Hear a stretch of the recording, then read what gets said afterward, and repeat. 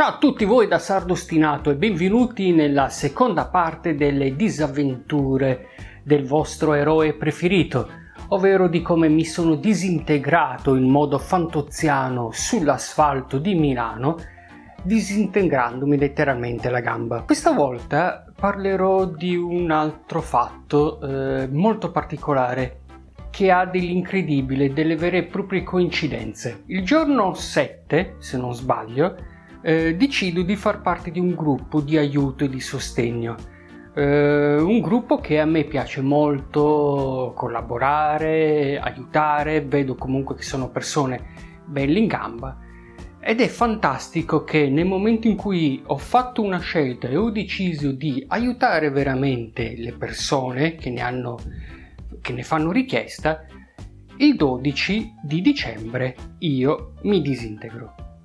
Ora, può sembrare una strana coincidenza, però molte volte ci ho pensato, perché entrare a far parte di quel gruppo significa anche mettere lì maggiore responsabilità e mettere un po' a posto la propria vita. Non puoi aiutare il prossimo a pensare di farlo se poi dopo la tua vita è una vera schifezza.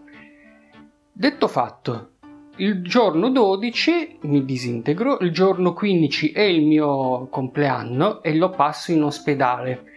Ricordatevi, ho fatto il 12, 13 e 14, ho fatto 2 giorni fermo con una gamba fratturata al pronto soccorso perché non avevano posti letto. Stessa identica cosa un ragazzo che poi diventerà il mio compagno di stanza. Anche lui che si era fratturato la gamba in quello stesso identico giorno. Il giorno 15, per l'appunto il giorno del mio compleanno, mi devono operare, mi preparano, però alla fine purtroppo desistono. È un fatto incredibile perché comunque sia, mia cognata 2 giorni dopo si romperà il femore. Se ne accorgeranno che si è rotto il femore solo dopo Natale, verrà ricoverata all'ospedale di Cagliari, ma verrà operata solo il giorno 8 gennaio, il giorno del suo compleanno. Un'altra coincidenza che mi ha lasciato veramente molto perplesso è il fatto che il mio compagno di stanza mi rassomiglia in modo terrificante, ma persino fisicamente mi rassomiglia un po'. C'è una differenza però sostanziale. Lui è un tossico, nel vero senso del termine, non è un'esagerazione. Lui è proprio un drogato. Io no, non mi sono mai drogato, non mi è mai interessato farlo, sono già pazzo per conto mio, quindi trovo ridicolo e inutile farsi di qualche droga, ma c'era questa cosa qui molto particolare. Le gambe sono differenti, io a sinistra e lui a destra, a lui gli hanno messo il piede in trazione, a me volevano mettere il piede in trazione, tant'è vero che persino gli infermieri ci avevano detto: voi due siete fatti l'uno per l'altro. Molto inquietante questa cosa qui. Altra differenza era il trattamento che ciascuno di noi ha nei confronti dei propri genitori. Ovviamente questo per me è un momento molto difficile, molto complicato, però avere un aiuto come i miei genitori, che comunque si stanno rovinando le vacanze per starmi a fianco, è già vale più di tutto l'oro e di tutti i soldi del mondo. Lui invece aveva un atteggiamento nei confronti della madre che è veramente molto discutibile. Non lo so, qualunque siano i loro problemi, certamente era veramente un atteggiamento molto molto esagerato. Lui viene dimesso il 23, io come ben sapete il giorno 25 di dicembre lo passo in ospedale tutto da solo. Per fortuna in camera non mi viene messo nessuno, quindi avrò la fortuna di passarlo fino dal 24 fino al 28, il giorno delle mie dimissioni, completamente da solo. Ok, ma quali sono le altre coincidenze? Penso che siano poche, ma aspettate.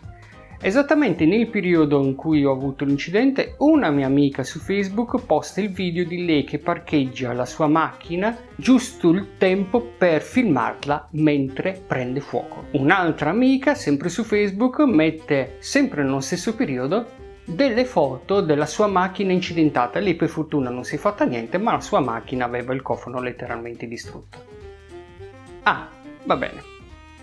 Ok, a quanto pare comunque non sono il solo che ha avuto dei problemi fisici. Ci sono anche altri amici che mi hanno detto che fra nonni e qualche parente che si è fatto male, insomma la situazione non è stata proprio delle migliori con questo fine 2017. Altra coincidenza, il giorno 12 di dicembre mi sono rotto, il giorno 12 gennaio sarà il compleanno di mio padre, che ovviamente lo passerà qui a fianco a me a Milano. Fantastica coincidenza, non trovate? Quando sono andato a togliermi i punti scopro che il mio compagno di stanza era andato il giorno prima a togliersi i punti e che il giorno 19, ovvero quando farò la prima visita di controllo con radiografia per vedere come sta procedendo la guarigione, anche lui sarà nell'ospedale a fare la visita di controllo. Ultima coincidenza che vale la pena di essere citata è il fatto che la mamma del mio coinquilino proprio sotto Natale è stata ricoverata per una polmonite, il che significa che ha passato Natale e Capodanno in ospedale. Va bene, cosa volete che vi dica? Attenzione, io non credo nel destino. L'ho già detto in alcuni video, non credo a queste cose perché significa che comunque noi ci mettiamo nelle mani di una forza che va al di là delle nostre capacità di controllo. E se abbiamo l'autodeterminazione significa che noi siamo capaci di poter decidere in modo autonomo delle nostre scelte. Quindi se noi facciamo dei casini, facciamo dei pasticci nella nostra vita, non c'è da dire da maledire Dio o Satana o qualche altra strana divinità. No, è sempre e solo colpa nostra. Non sono ateo, io sono un fervente credente di Dio, ma non sono assolutamente una persona che va in chiesa perché non gli interessa più la chiesa cattolica, non gli interessa più niente a che vedere con quell'ideologia dogmatica assolutamente da lavaggio del cervello. Ma questo è un mio personalissimo punto di vista, però io nel destino non credo. Certo, queste coincidenze, e penso che ce ne siano anche altre che alcune non riesco assolutamente a ricordare, sono veramente inquietanti, fanno veramente riflettere. Beh, ora vediamo un pochettino di rimetterci in sesto. Sto già facendo degli ottimi miglioramenti. Ieri ho fatto un giro dell'isolato. Non mi aspettavo che ritornando a casa, facendo pian pianino, molto lentamente il giro dell'isolato con le stampelle, mi sembrava di aver fatto la maratona, morto, disintegrato, cioè ero un bagno di sudore allucinante. Speriamo che oggi, quando rifarò nuovamente il giro, sia più tranquillo e che sia molto meno problematica. Non so se sono io che porto sfiga. Certamente questo fine dicembre 2017 ha lasciato il segno su tante persone che non mi aspettavo, tanta sfiga. Forse sarà perché il 2017 è finito con il numero 17, quindi ora che siamo nel 2018 speriamo che proceda su un'altra direzione molto ma molto più positiva rispetto a quella che è stato l'anno precedente. Bene, a questo punto non posso che augurarvi da parte mia e della mia gamba ancora un buon anno.